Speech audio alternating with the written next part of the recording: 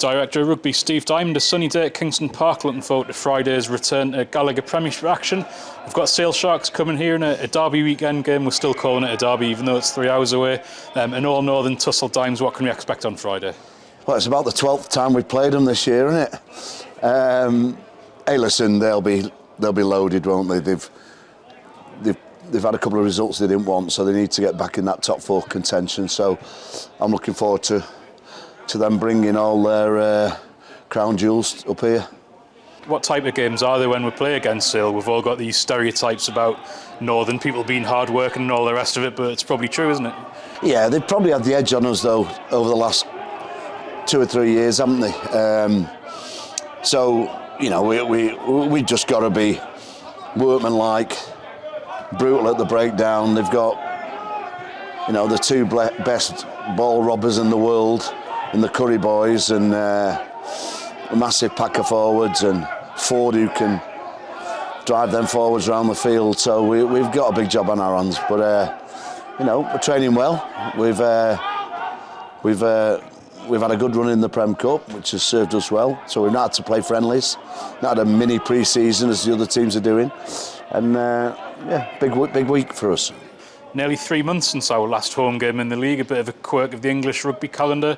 How do you feel about that? And then obviously we've filled it with the cup games, as you say, which has gone pretty well. Yeah, hey, listen, the non-conflicted season works well for England and the England players, but you know, maybe we've got to find a solution for these big gaps. The Prem Cup's done a good job this year if you maintain momentum through it like we've done.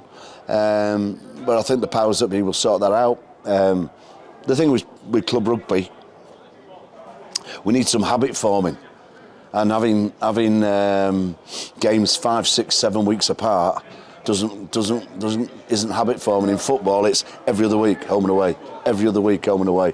So you build that support base. So yeah, I think that's worth looking at for the powers that be. But for me, at least I could go skiing. Injury-wise, we have been decimated at various parts of the season, but it seems to be looking a little bit better.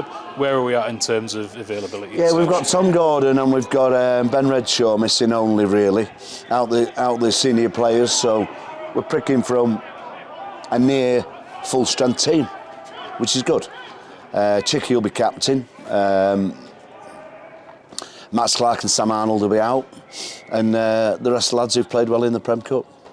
Been a bit of a bounce in the city around the football on Sunday. I know you're a big football fan. Is there any way that we as a club and a sport can latch on to that? Obviously no Premier League this weekend as well, so people are kicking their feet looking for a game to watch. Yeah, well, I don't know why the owners of Newcastle United don't come and buy us. Then we'd really tag along, wouldn't we? What a great combination that'd be. Speaking of matters off the field, obviously been a couple of headlines in this week people have been talking about of stories about other clubs in CVC putting together a package to help us pass the financial monitoring test. I know you're a man who likes open communication with staff and supporters. Can you just tell us what the situation is and what the future looks like? Yeah, well, it's obviously common knowledge that we're looking for a new investor, and I think the league, who are owned, a third of the league is owned by CVC.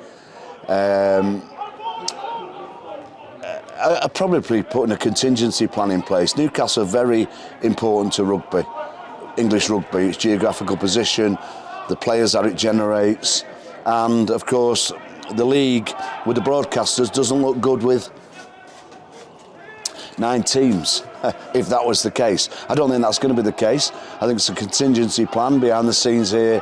The stakeholders and shareholders are working hard to generate interest in potential owners, but you know, it's not a war cry from me, but if there is anybody out there who would be interested, please get in touch.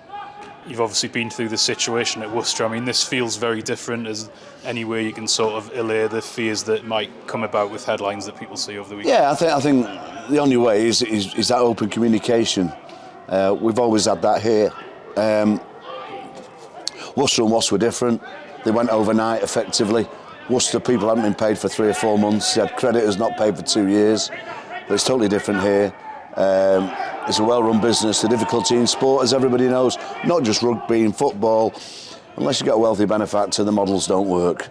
And there's probably 1 or 3 that make it work. But notwithstanding that, I'm really grateful to the Curdy family who've been here for 15 years and are needing some help. Yeah, one way to put yourselves in the shop window is a couple of Premiership wins, Sale at home and Exeter away. I mean, this is a massive fortnight for the club, isn't it? Massive, massive.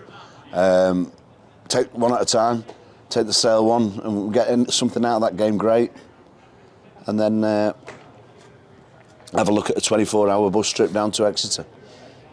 Dimes, wish you the best of luck. Thanks for your time. Thanks, bud.